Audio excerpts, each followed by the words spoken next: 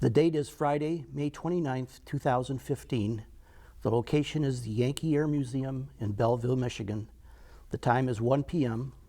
Today, the person being interviewed is Kersten. Kurt was born on October the 28th, 1923, and he served in the U.S. Army Air Force, 8th Air Force in England during World War II. The interview will be conducted by Dan Mihal. This interview is being brought to you by the generosity of the Ford Motor Company and is being conducted on behalf of the Oral History Department at the Yankee Air Museum in Belleville, Michigan. Also present at this interview are his wife, Lenore, his daughter, Claudia Williamson, and Jerry Jessen, the videographer.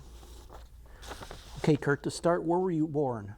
Highland Park, Michigan. Is that where you grew up? No, my dad worked for Ford Motor Company as a tool and die maker, and he transferred from the Highland Park plant to the Flat Rock plant when I was 3 months old.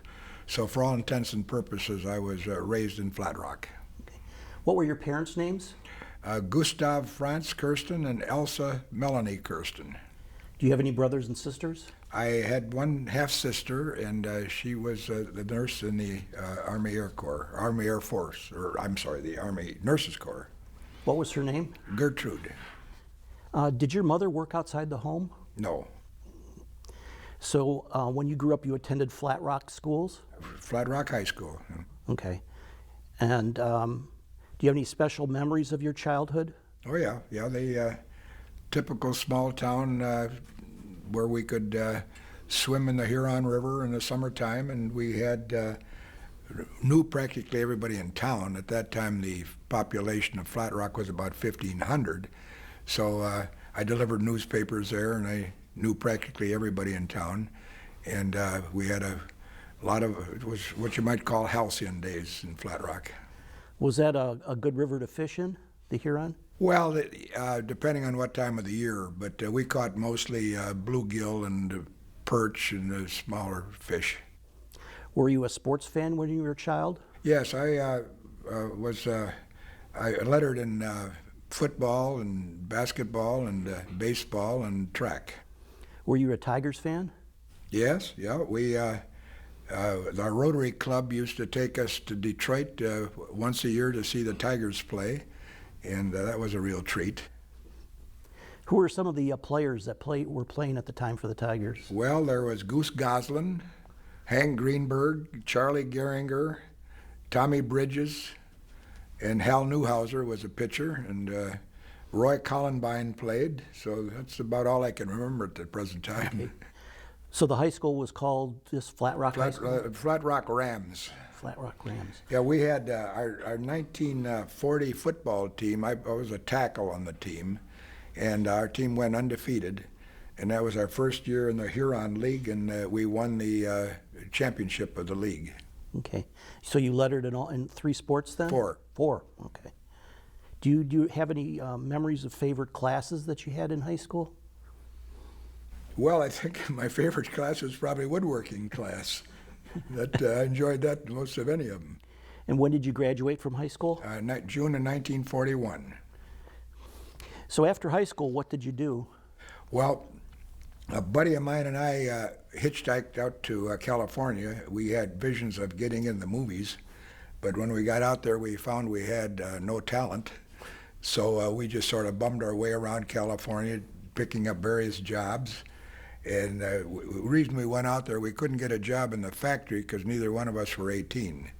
So after high school, and we came back from California in September, and then in October I turned 18, and then I entered the Ford Motor Company apprentice school. Okay. So you would have been 18 right about the time Pearl Harbor was attacked. That's right.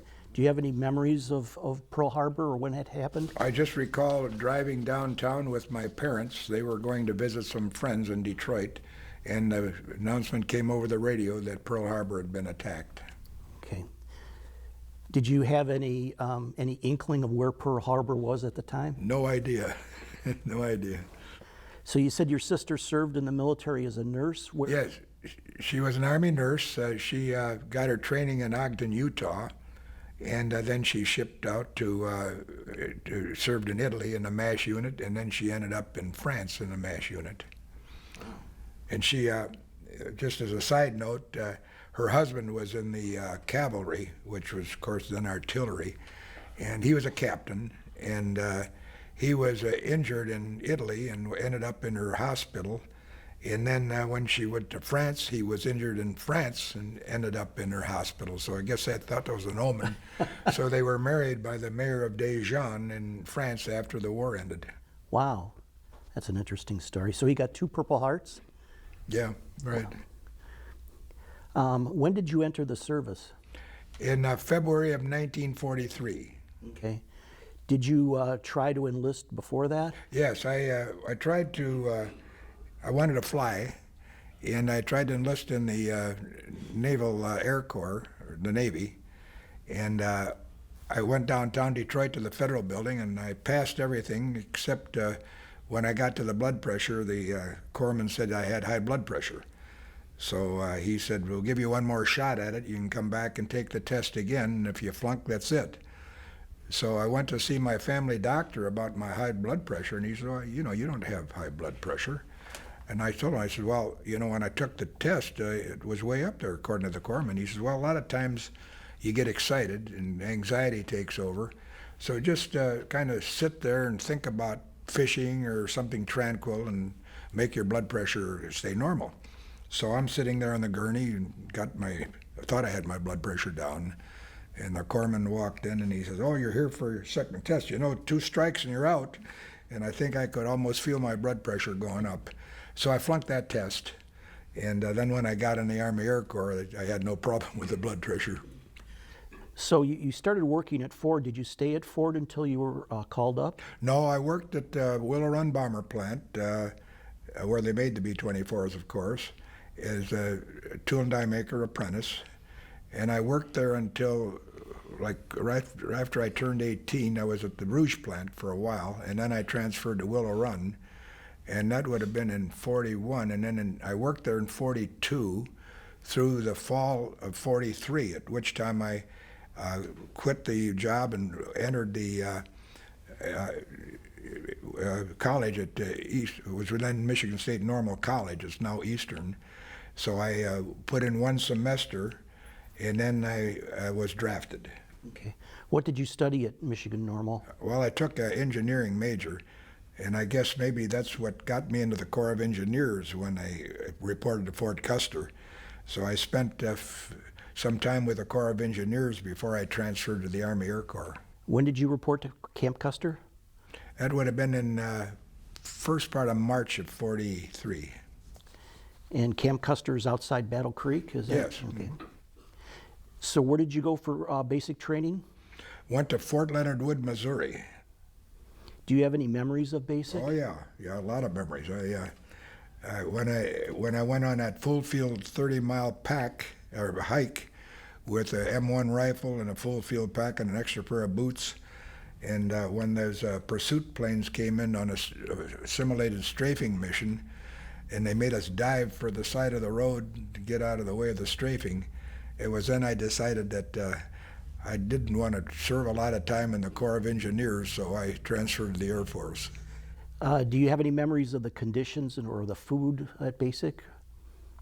Well, it was the main memory I have of basic was that it was really kind of a rough way to go. We had one kid in our group that went on a 30-mile hike, and he couldn't make it, so they accused him of malingering, so then a couple of days later he died of meningitis. So they didn't have a lot of compassion for us in basic training. Where did you go next after basic? Well, then they sent me to a special school at Lexington, Kentucky, at the University of Kentucky, to learn topographical engineering. So I spent about 3 months in Lexington, and then it was there I took my exam to get into the Air Force, or the Air Corps as it was known at that time.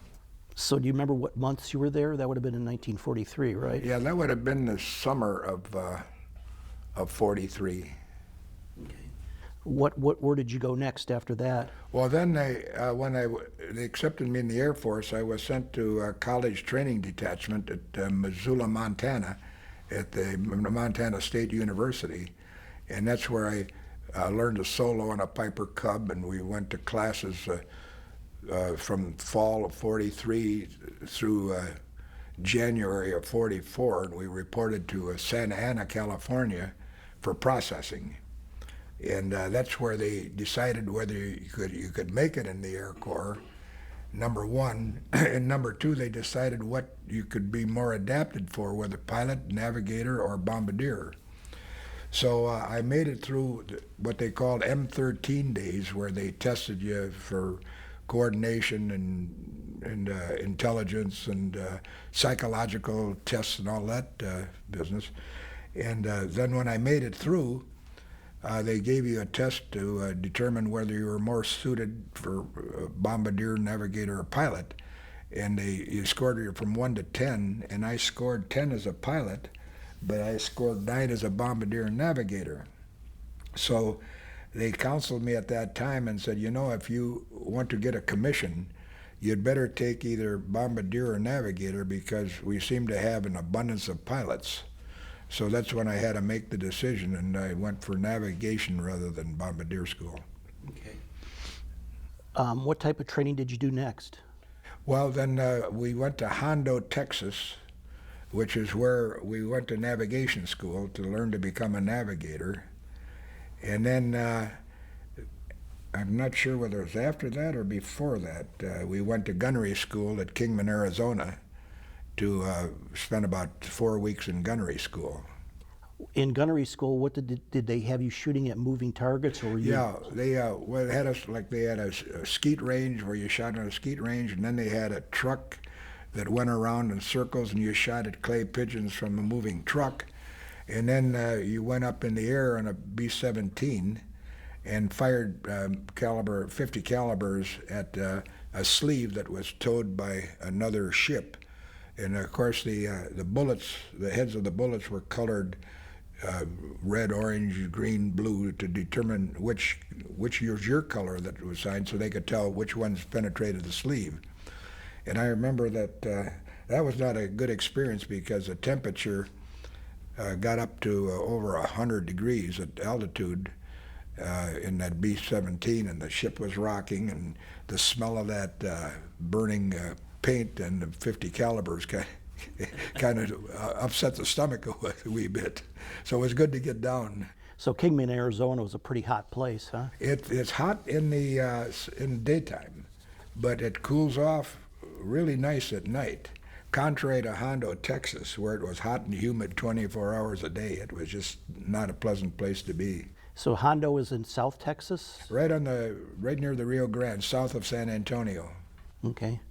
Do you have any memories of Hondo? I mean, the conditions, or other than it being hot, the food, or anything else? Well, that's where I met a lot of my fellow navigators that made a lot of friends there, and we flew air missions there in a little 2-engine plane. I forget, you'd probably know what they were. They were training planes that had a pilot and a co-pilot. AT-17. Yeah, and they would take 3 of us up at a time to do a celestial navigation and dead reckoning, and so we did that at Hondo. Okay. And where did you go after Hondo? Well, we went to Casper, Wyoming, and this was in the wintertime, colder than blazes. I remember we had those pot-bellied stoves in the barracks, and you'd get up and put on your long johns in the morning, and when you put those on, you're facing the stove, you burned up in front and froze in the back. And it was cold. It was brutally cold at that time of the year. And that's where I met my crew. My pilot, co-pilot, and navigator, or a bombardier, and myself. We were all in one barracks. And then the enlisted men joined us there also, and then we flew in training as a crew. So was that a crew of 10 then at that time? Okay. So what type of training was this? Well, it was, they had a commanding officer that everybody was ragging on because he insisted that we fill in the squares. He had a chart, and he had made sure that all these ships got enough training in. So we flew locally in Wyoming and Colorado, and then we would take cross-country flights, and we took one flight to Minnesota, Minneapolis, Minnesota, and we overnight there.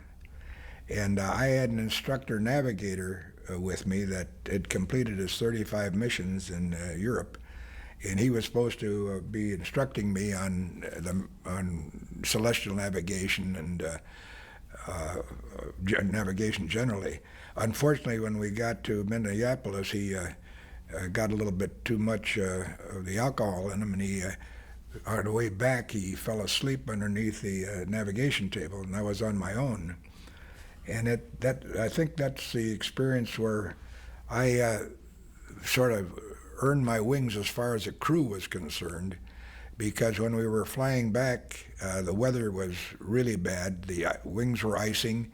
There was no visibility, and I had no way of navigating other than dead reckoning. I couldn't do pilotage, couldn't do celestial, so I had to do the DR. And I managed to get the pilot and co-pilot back near Casper, and they picked up the tower, and they managed to come in for a landing.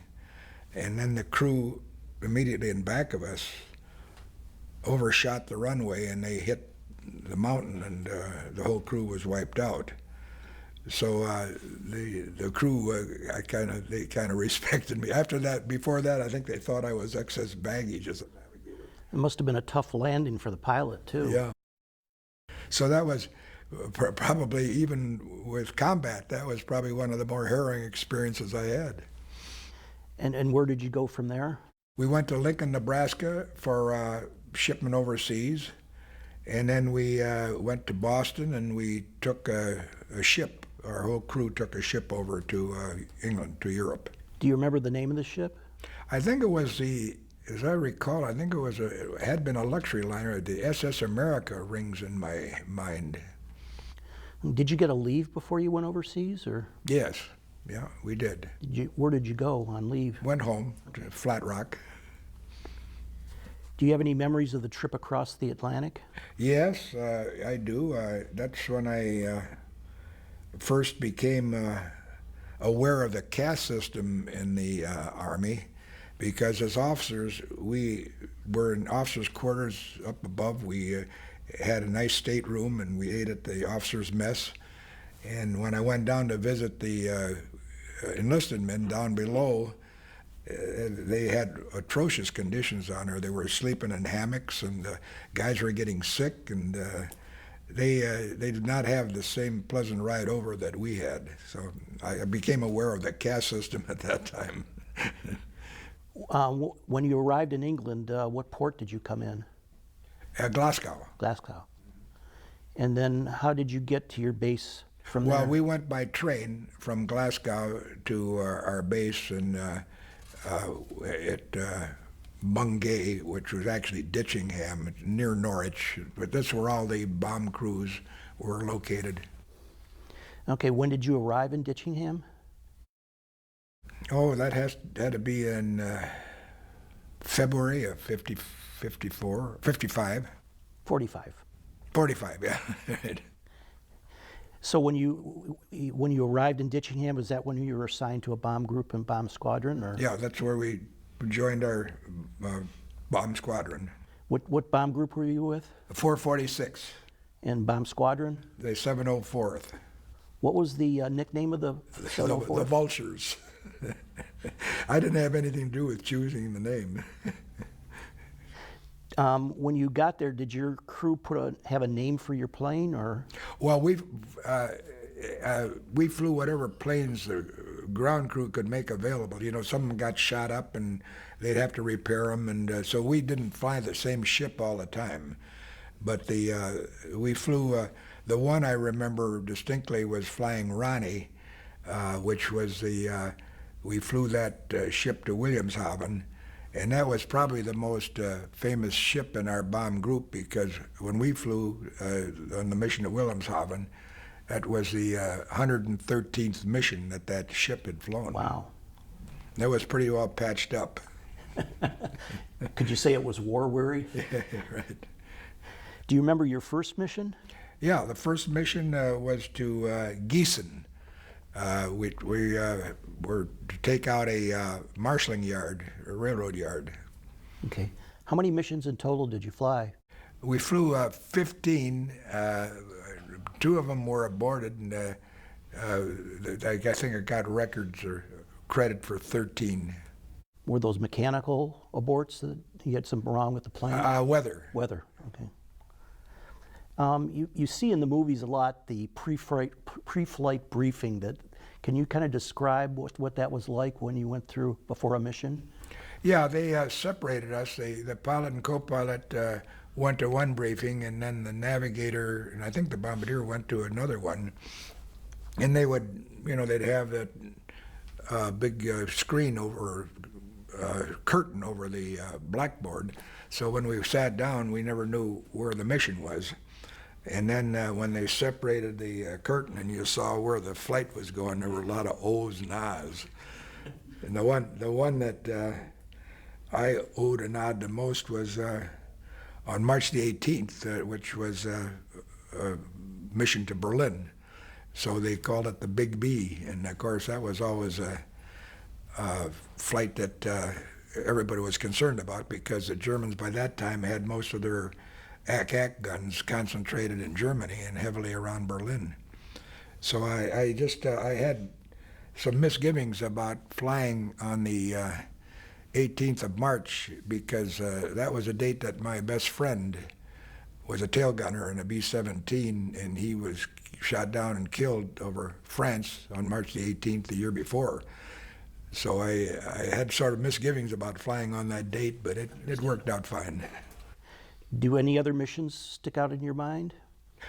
Well, there's 2 that stick out. The worst one was over Munster, and I was flying with a different crew, because I was in the sick bay with the flu, and I had to make up a flight, so I flew with another crew. And Munster was heavily protected by flak, and as we were coming near the target, I noticed the plane to my right must have got a direct hit either in the bomb bay or in the gas tank, because it just vaporized, and so it was just right off our wing. So I at that time I knew it was all a matter of luck whether you came through or not. And the last mission I think was sort of memorable, because it was the last mission I flew, and it was toward the end of the war, and our directive was to take out a bridge at Salzburg in Austria, because there was a theory that Hitler was going to try to go to Berchtesgaden at the end of the war and protect himself with elite SS troops. And in order to get there, he had to cross this bridge in Salzburg. So our mission was to go there and take out that bridge, which we did. But the day before, there was a bomb group that went there, and they couldn't take out the bridge because of cover, cloud cover. And that crew, when they came back, they were over Regensburg, and that was the last B-24 that was shot down in World War II. It was the day before at Regensburg. And there's a great book called Wings of Morning by an author named Childress that he investigated that whole episode, because his uncle was killed in that raid. And it's really a great book, and it's for anyone interested in what a air crew went through in World War II, I would recommend that book. What was the typical altitude for a mission? Between 20 and 30,000 feet.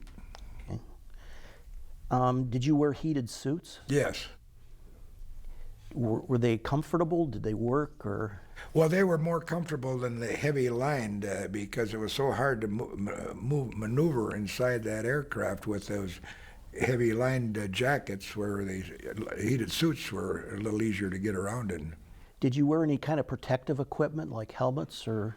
We had helmets and flak vests aboard, but I don't recall anybody ever wearing them. I know I never wore a helmet because it was just too cumbersome, and I never wore the flak suit. I just put that underneath me so I didn't want to get hit from below. Now, you've talked a lot about flak. Did you encounter flak all the way in and all the way back, or just towards when you got towards the target? Usually at the target, yeah. And toward the end of the war, which, it's when I was there, the German fighter craft were pretty much under control because we had P-51 escorts almost all the way to the target. So the Luftwaffe was not a big threat, although we did see a couple of 262s, the jets, but they were no problem. But the flak was a problem because the Germans had brought all their guns in to protect the fatherland, and so there were a lot of heavy concentration of flak. Did you have any other kind of escort fighters? The only ones, I think the P-47s were pretty much out of the game at that time. The P-51 sort of took over. Did your plane sustain any damage due to flak or fighters? Yeah, we'd pick up holes and that they'd have to patch up when we got back. I mean, could you hear the flak hitting the fuselage of the plane when you were flying through? Oh, you'd hear a little thud, but that was about it. But nobody really got injured. Okay. What was the typical length of a mission? Well, the longest one was the one to Salzburg, and that was 8 hours. And the rest of them were somewhat shorter. Okay. Now, when you got back to the base after a mission, what was the debriefing like? Well, they got us in separate rooms, and they asked us about the target and whether we saw any fighter opposition and what the concentration of flak was, and of course who didn't make it, and which like that trip I was talking about, the Munster, the guys that got shot down were in our barracks, and when they came to roll up the mattress and take the all the possessions out, it sort of brought the war into focus. Did your bomb squadron take a lot of losses or on missions, or? I don't know the statistics of that. I know I read somewhere, a lot of things you find out about after the war is over, because when you're there, you're just sort of concentrating on getting your own mission in, and your own crew, but that's about all and you live with these guys, you eat with them and go out to have a beer with them, and so you just know your own crew. And I didn't keep track of the statistics, but I did learn after the war that the 8th Air Force allegedly had more casualties than the Marine Corps did in the entire war. Have you read that? I've read that, yes, Yeah. I've heard that. So there were a lot of the casualties were not always necessarily in combat. There were a lot of losses in training, and then there were a lot of losses on takeoffs and landings because those were pretty close takeoffs. They were like 30 seconds apart, and then they'd have to circle around in the clouds to get up to formation, and there were a few air collisions, and we lost a lot of crews in takeoffs and landings. Now, did you have the same crew? I mean, when you crewed up in the States, did you have the same crew all the way through? I did. Okay. All 10 people, or? Well, we lost our bombardier because they put him in a different category because, as I indicated earlier, we didn't carry a bombardier at that time. When you were in England, did you have an opportunity to go on leave? Yes, yeah. Our typical leave was in Norwich, which was fairly close to our base, and we got a chance to get to London a few times. And one memorable occasion was my sister, who was an Army nurse, as I indicated, came over to meet me in London, and we had dinner together, and then we went to a nightclub that night, and it was then that we learned the announcement that our president, Franklin D. Roosevelt, had died. And none of us were even aware that he was sick. It was just came as a real shock. And so the next day, my sister and I we had our picture taken in front of the House of Parliament, and she had on a black armband to commemorate Roosevelt. That was in April. I'm not sure the date. I think it was like April the 13th of 1945. And they announced the new president was Harry Truman, and everybody looked at one another. Now, who in the world is Harry Truman? Nobody had ever heard of him. Do you have any memories of VE Day? Well, no, both VE Day, we were confined to our air base. They wouldn't let us off. They thought we raised too much hell.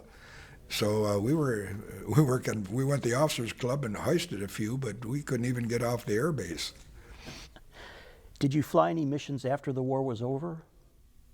Yeah, they had what the 8th Air Force called a trolley missions, where we loaded the aircraft with ground crew members so they could see what happened in Europe. So we flew at very low altitude and showed all the destruction of Europe, and we took about 4 or 5 of those trolley missions to show the ground crew what had happened. Did you go all the way to Germany on those? Oh yeah. So when you came back, how did you come back? By plane or by boat? We flew back. We flew out of England, and our first stop was at the Azores, and we overnighted at the Azores, and then we flew to Newfoundland, and then we ended up at Bradley Field, Connecticut. Were you a passenger on it, or were you actually No, I was navigating? a navigator. We came by ourselves. We didn't go in formation, so I had to navigate. First time I had an occasion to use sun lines to navigate, and that's a procedure where you throw yourself off course intentionally to the left or right side of the target that you're going to, and then you hit a sun line and follow the sun line into your destination. And as an aside, that's what happened to Captain Eddie Rickenbacker.